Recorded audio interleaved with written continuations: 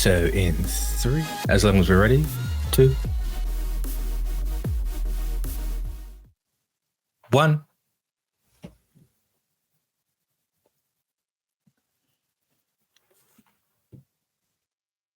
Hello and welcome back to Pro and Noob. Mitch left me hanging like a motherfucking asshole. Oh, well, you jumped ahead with the counting, and I was like, I'm going to see how long you hold it for. Yeah. So I mean, one of those moves. You're not going to make me blink again. You're not going to make me blink ever again. When did I make you blink before? There was another time where we just kind of like stopped and stared at each other. Oh, was that was on TNAP, wasn't it? I was like this. Was it on TNAP? I couldn't remember. It was the day we recorded TNAP and Pro and Noob back to back. So it's got the can, and you went. That's it. No. You're gonna crack the can. Oh hell! It's like hold the line. But yes. Bebop episode 17, 18, 19. I remembered. Yes. I think I know how you're going to feel about these 3. How do you think I'm going to feel? Not great. Very whelmed. Very whelmed. Knowing that we're about to get into the end game here, I had a moment of, oh, this is wheel spinny. And I'm going to agree. I'm sorry. I hate, I know there's been a couple episodes in a row where I went, I don't have a lot to say about this, and then it ended up being 40 minutes anyway. I don't think it's going to happen tonight because I don't have a lot to say about this because I was just very whelmed. There were some cool beats. There were some cool moments here and there. Interesting setup. Yeah, interesting. I mean, as far as the Bebop crew is hungry again, it can be. This is why you don't leave stuff in the fridge, Jarod. Well, there's whiskey in the fridge, so that's good. No, it's probably a year out of date. Fucking care. It's whiskey. Shit can't go bad. I don't know. I do know. You can't go bad. Do you know? I do know. I'm going to Google this, actually. Google it. Does whiskey go off? See, the AI agrees with you, therefore, automatically, you are wrong. Oh, for fuck's sake. Let me do it. I mean, it doesn't. It can't. Whiskey go bad. I know it can't. I know. But then why are you arguing then? Other than because you started the argument, Mitchell. I used to be a bartender. My mother is a bartender. I come from this shit. I know that whiskey can't go bad. Do you want to know a fun fact? What? So was my mother. We're not so different, you and I. No. Oh hell. But no, I mean, fun setup. Ish. I mean, I don't know. I feel like all of the adults on the Bebop having like a psychedelic fucking nightmare. There was a lot that you could have done with that. That could have been really interesting. But it's not about them. It's about Ed. And I know. Because Ed, at this point, needs something to do. Sure. If there's one flaw with this show, is Ed has. And then Ed got those 2 people fucking killed. They didn't die. They didn't die from the rocket that hit the car? The rocket hit the car. No, with the insane chase on the train, a rocket is fired. It gets redirected as the one guy and then the bounty hunter are in the car. No, well, I mean, they're literally, you see them right after the explosion. Do we? I don't remember. I must have missed that. I'm not sure. Because I saw it say, oh, wow, they're dead. They're dead. Because you get like the one panty shot of the entire show for some reason. And it's just like, oh, okay. Very I must have looked away while I was putting pickle flavored Pringles in my mouth. But yeah, not much on that one. And again, I understand Ed needed something to do, but like you know, I don't know. That felt like a great time to like, I don't know, do something with Jet. You know, put Jet, you know, like with literally everybody. Jet can have a moment where he has to grapple with his humanity. Now that he knows that everything he believed about who he was and what made him who he was has now been fully called into question, he now gets to grapple with that. Have Faye have to keep looking in the mirror of not knowing who she actually is, you know, which the next episode does for about 30 seconds after a bizarre misadventure to find a fucking Betamax player. You know, and Spike, I think, already kind of had a fascinating one. You know, again, clearly this show either is very let me put it this way. This show either, from my estimation, has one of two routes to take with Jet's origins. It is either going to be permanently obscured in mystery, with nothing concrete ever truly being told to us, which is fine. Or they're saving it for whatever the big end game finale is. And when I say end game finale, I just mean whatever arc is going to warrant us doing like a 4 for 4. And that will be the full exposition on where on where Spike comes from and what his whole deal is and why he's like this and what's up with Julia. If the show does not give us a full exposition on Spike's origins, and it is going to forever live in obscurity and like brief flashes that kind of don't make sense and kind of don't have context, but it gives you vibes as to what this guy is and what he was and how he's come to be this. This was a golden opportunity to give us a litany of thinly veiled, you know, confusing, esoteric, non-answer answers to all of these questions right there. If the show's intent is to not actually tell us the full story. And even if it is there to tell us the full story, I feel like there was something there to play with teeing that up. Now, what we got for Spike, I do think was still interesting. Because we're kind of getting into like the headspace of Spike Spiegel in these 3 episodes in a way that, like, you know, I'm glad we're getting something for Spike, but I'm sorry, it feels fucking stale. And maybe it's just because of, you know, flashing back to the Oscar conversation, I've seen this archetype so many times in so many stories that it feels like old hat, even though I'm looking at one of the OGs for this. It's the Ghost in the Shell dilemma.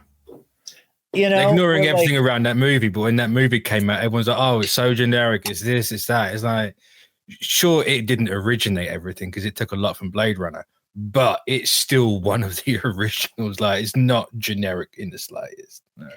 Sure. And like, for me, it's like, okay, cool. We're getting this whole idea that like, there's almost like a nihilistic Malthusian edge to Spike, you know, more so than just devil may care bounty hunter. You know, like when your morals are this for sale, there is an implied level of nihilism to that you can't get around. But like hey man, this is the stairway to heaven. Are you sure you want to keep going? Noxious frog. And he keeps hiking. That I'm like, while staying on the spot. While walking in place. You know, that you're convincing yourself you're on this long walk to death when you actually haven't moved at all. That is very interesting and very cool. And it's followed up in the 3rd episode with him. Every time someone's like, Spike, the swordfish is gonna fucking explode, and him going, hey, fuck it. What else? You know, I was like, oh, okay. Like I said, one of the greatest shots in anime history there. Where it was just like, whatever happens. Oh. And that's great. And again, and those, like I said earlier, there are great beats to these 3 episodes. But in terms of the story that's being told, I feel like I've seen these 3 episodes at least twice now. That's fair. That's fair. And again, the whole mushroom one is very the fridge. Yeah, everybody's hungry, and everyone's doing insane shit because they're hungry. I give leeway to the middle one because the whole Faye, just because it is like obviously the start of an arc for Faye, or like a middle point for Faye's arc. And again, that beat is great. That beat for Faye, and I think that's going to kind of be my mantra for this episode of our show, talking about this batch of episodes of Cowboy Bebop, is that like there are phenomenal beats in these 3 episodes. Spike's hallucination, Ed as kind of silly and as much of a non sequitur as it felt like, the chase of the Mushroom Man. That was fun. It was funny. The hallucinations were interesting. I think that, again, where there's a lot of meat on the bone for Jet, they just kind of went, yeah, he's like laughing and talking to his trees. Maybe one could argue that like that is a manifestation of Jet's like deep need for companionship that's not being met. I do find it interesting though that if I'm wrong, it's I completely forgot. You don't actually see, and Jet's the only one you don't actually see what his thing is. Yeah, it's just that he's laughing with the bonsai trees. To our eye, it's that he is having a full blown conversation. Where he's like, "That's what life's all about, man," and that's the journey of life. That's the meaning of life. And again, like I think that you can glean something from all of their hallucinations. Yes, with Spike, it is walking in place towards annihilation. I think maybe it's a stretch. Maybe I'm going full English teacher. I think for Faye, there's a sense of a lack of identity that is like kind of represented by being like kind of like swallowed up by the big blue ocean, surrounded by like schools of fish that also have no discerning identifying traits other than being part of a collective that is like undistinguishable from each other. Now, did you catch what type of fish they were? No, I did not. They were tuna. Now, tunas are interesting because it plays into everything you're going on about. Tunas have to keep moving. Otherwise, they instantly die. Oh, it's like the shark situation where like it's like putting pressure through the gills. Yeah, 100%, yeah. That's compelling because she's this drifter with nowhere to go and no again, with Spike, I think the implied thing is he wants companionship so badly. Like he just found out his partners want to double cross him and maimed him for life, took his arm, scarred him forever. And, is the love of his life, she left and moved on and is on the wrong side of the law. And that feels like a betrayal in and of itself. And he had to make decisions that, on some level do conflict with his morality to do the right thing. Like, there's, again, great beats. The setup, I'm like, eh. And for Spike, I like the walking in place into annihilation. Or even, and maybe I'm being cynical when I say annihilation. Maybe it is walking in place towards ascending. It is the stairway to heaven. So I'm looking at it in concert with him consigning him to death and going annihilation. But maybe in that moment, it's meant to be framed as like you can move on through all of this, but you're walking in place. It could be both. It could be both. It could, a little column A, a little column B. So again, I think that is very interesting. I think that those are very fascinating. The setup is stale. The setup is bland. We've seen it before in this show. And normally I would not have that opinion if it were not for the fact that I know there's only how many episodes left? 7. There's only 7 episodes left of this whole fucking show. We've got 3 episodes of 3 pro noob sessions left. We have 3 of these left. And I'm sitting here going, we're getting into the end game here. Like, I feel like we've entered the final act. And this is it so far. Kind of like took the wind out of my sails a little bit. That's fair. Again, I'm not saying it's bad. There's great moments, but again, and it goes for the Faye stuff. Like in the second episode here, where again, it's like she has no idea who she is, and Spike and Jet are on the precipice of finding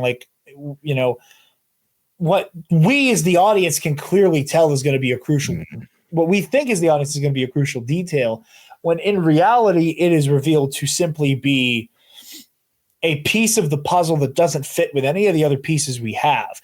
All it does is beg more questions and is therefore way more tragic than having a single bad answer. Yeah.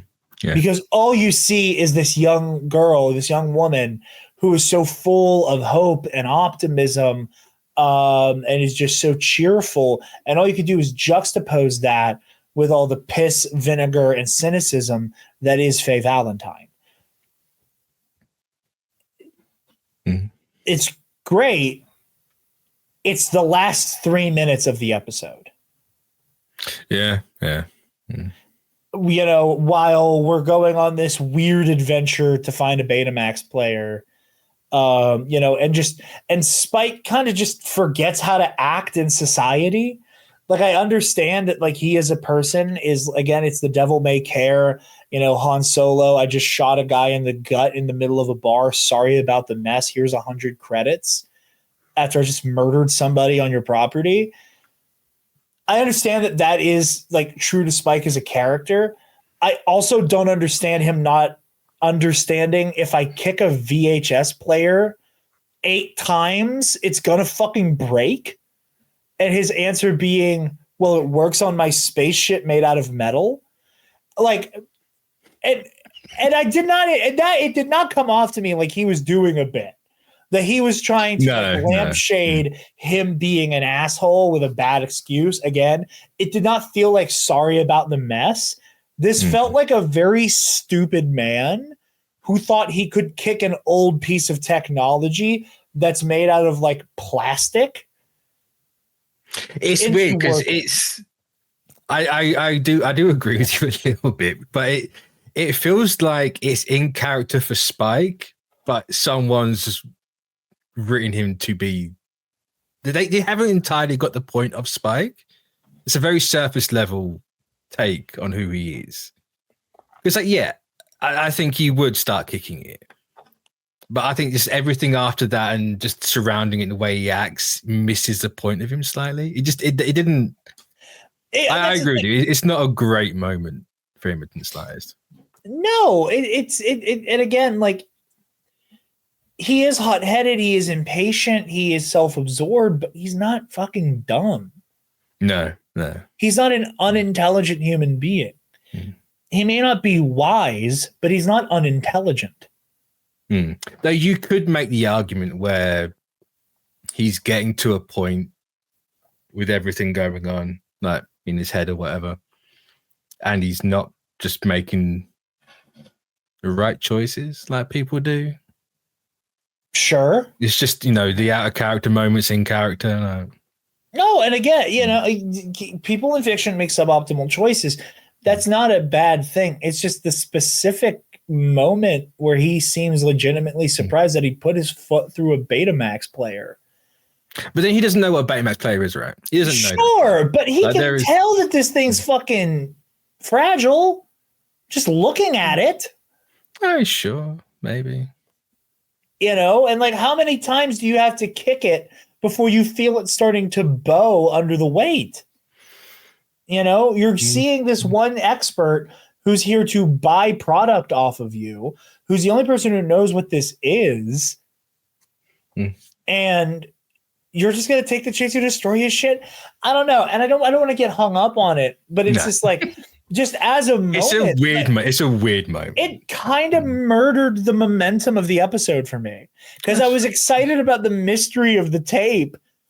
And then Spike just stops functioning as a human being. Like, Spike just kind of had that moment where you're like playing a video game for the first time. And it's like, can I actually kill the civilians, like just for funsies to see if it'll work? Can I throw a car at this person? Like that's what it felt like. No, I get it. Like the voices of the player won and they did something irrational and stupid. It's intrusive thoughts, tell you. Yeah, sure. The intrusive thoughts won for Spike, and now he had to go through a sewer to then get the wrong type of video player too. Which also to me is a fair choice. Is he ain't gonna know. Neither of them are gonna know. Sure. Though I will. Guys who will look at somebody's face one time on TV and then go into a bar and immediately recognize them. So the fact you can also make the argument that they should have just taken the tape and tried to fit it in. Like that too. But there's just so many weird contrivances in that episode that just didn't jive with me. No, I get you. And normally that's not something I care about. That is not something I normally take notice of or even get bothered by. It's just the way that episode was structured and how jarring Spike acting so out of character was that I fully I couldn't help but notice how kind of out of its mind the episode was. That's fair. That's totally fair. But yeah. And then third episode, I mean, hey, like I said, I love tropes. I love my tropes.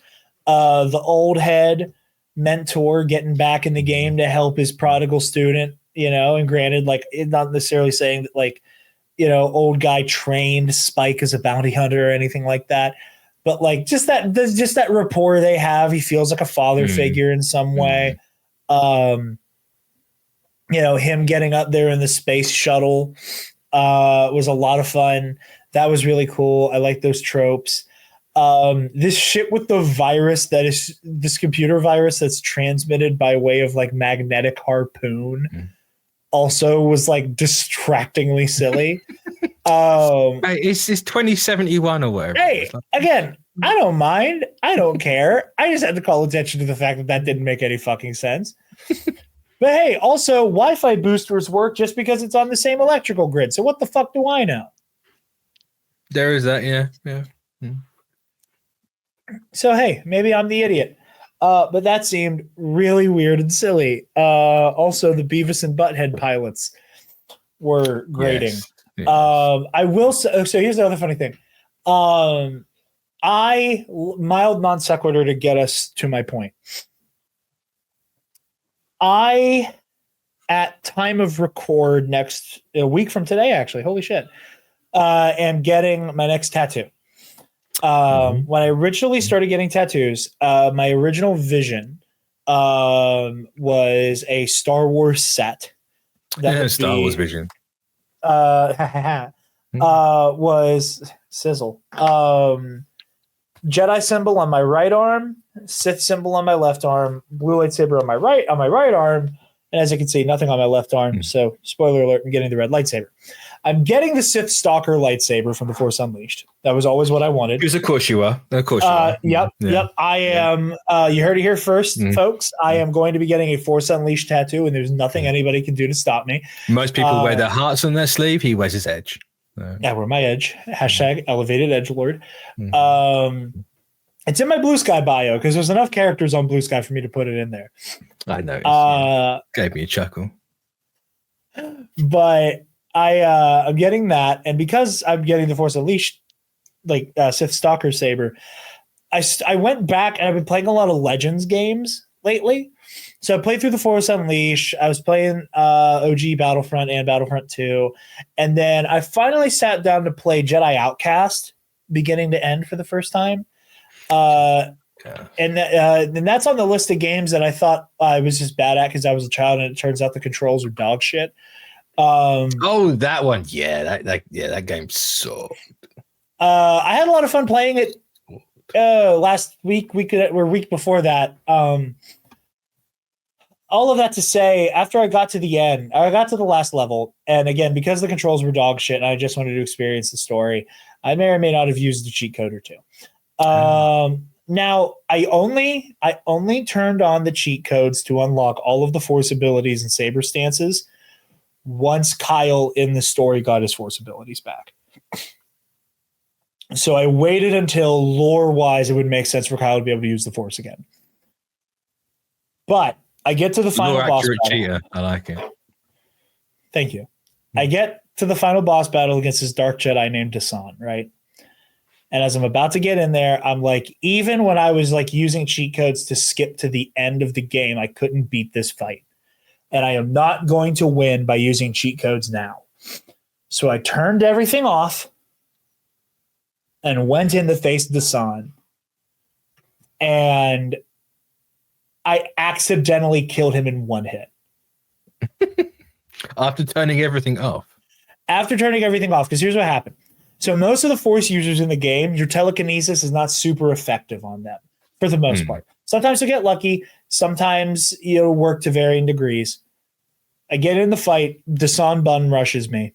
And I was like, okay, I'm going to let off a force push, get a little bit of distance, and then, try to like get around him. He's a big brawler type. The force push lands and he ends up on his ass. Nice. And I'm like, well, this is the final boss battle, so I'm sure he has a huge health pool.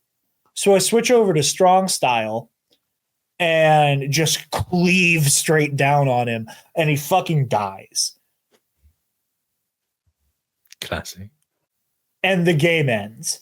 And I was so underwhelmed by it that I go back and I watch this one video on YouTube that I love, which is like the full history of Kyle Katarn. It's like an hour and some change, and it takes you through all the games and books Kyle shows up in. Yeah.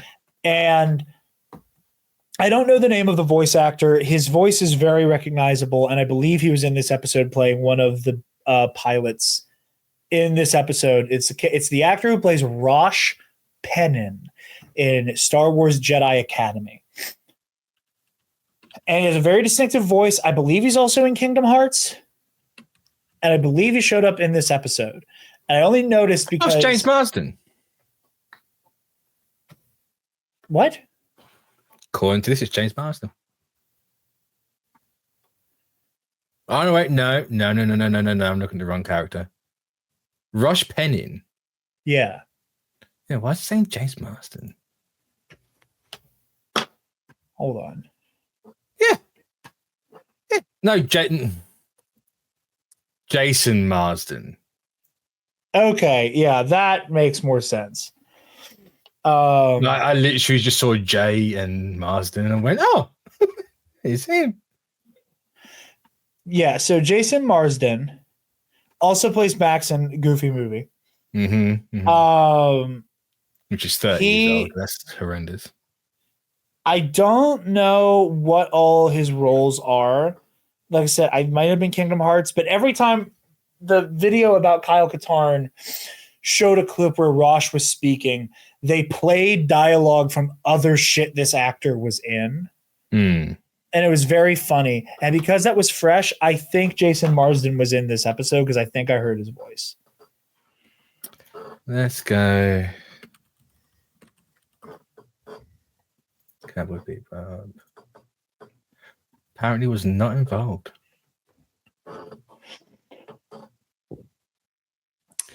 Yeah. Huh. Sounded just like him. He was Haku in Spear of the Coca River. What, Jason Marsden was Haku? Yeah, and yeah. Who was he in Kingdom Hearts? I said I was guessing just based on the dialogue. It sounded very. I mean, it wouldn't surprise me if he is, to be honest.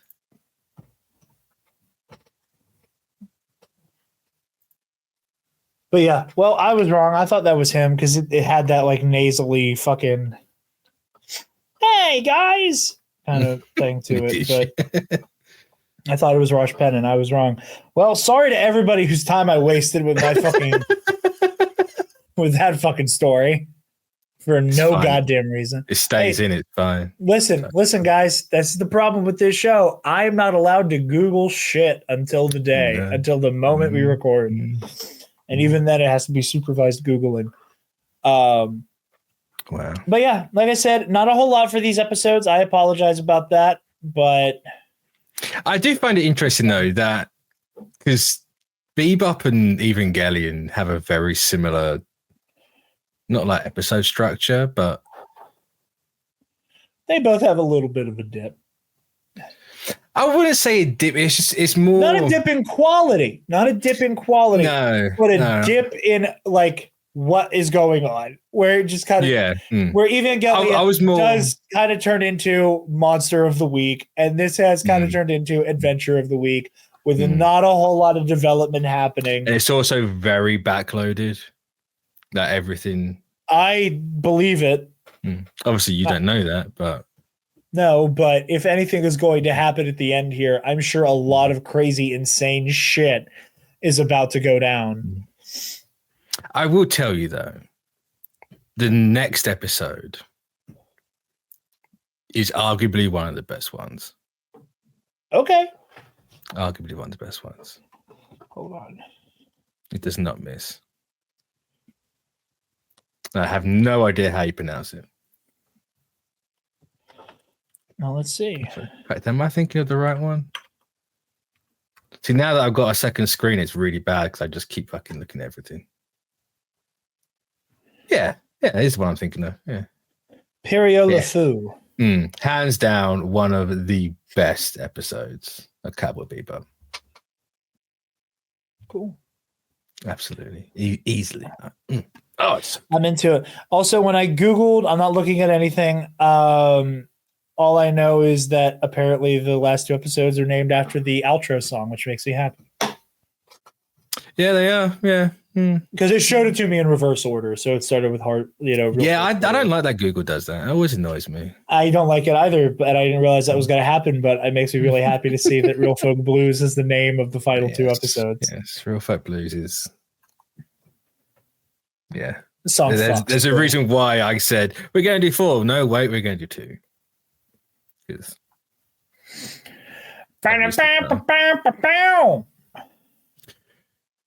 But with that, I believe we are at the end of the show. So if you enjoyed, like, comment, subscribe, do all the stuff. Go over to TNAP, follow Jarod and all his thingies. Yes. Exciting news out of TNAP. Bill Sheehy is now officially part of the team. Oh, he is? Yeah. I brought that. So when he came to visit me last year, I brought it up to him. I'm like, what do I have to do to actually, like, get you on every single episode? And he was like, I don't know, man. I don't know if I want to do this shit anymore. I'm like, okay, that's fair. And then we were doing our like live streams each day. We're covering Star Wars Celebration. He's like, I really miss doing this, but I don't want any of the responsibilities of being the host. And I was like, that's fair. Well, funny you mentioned that because you keep up with all the same shit I do. And I feel bad having to rent Mitch out every week. I get replaced. I wish. Me too. I do out the kindness of my heart. And now I'm getting tossed to the side. I'm getting tossed to the side. Mitch isn't going anywhere, everybody. Mitch is going to be on a lot of episodes still. I just don't have to be like, hey, I need somebody. Because Travis's day job is unforgiving. I just need one guarantee. What's that? Because I've been on every episode for the entire season. Not the entire season. Yes, you're going to be on Daredevil. We're going to be able to finish out Daredevil. Don't worry. Thank God. So Daredevil, then you can throw me out in the cold. It's fine. No, we're getting thrown out in the cold for fuck's sake. But anyway, yeah, that's all we got. Check out Nerd Academy. Talking Andor, talking Daredevil, talking May the 4th, talking Tales of the Underworld, talking all kinds of shit. Got the glow sticks that go with the I think you're too white to say like that. Are you familiar with the clip that they play on Bombat all the time? Probably. Okay, I'll show it to you when we're done because there's another part of that clip that I will not ever say into a hot microphone. All right. Well, on that little secret bombshell. See you, Space Cowboy. See you, Space Cowboy. I went to stop the recording.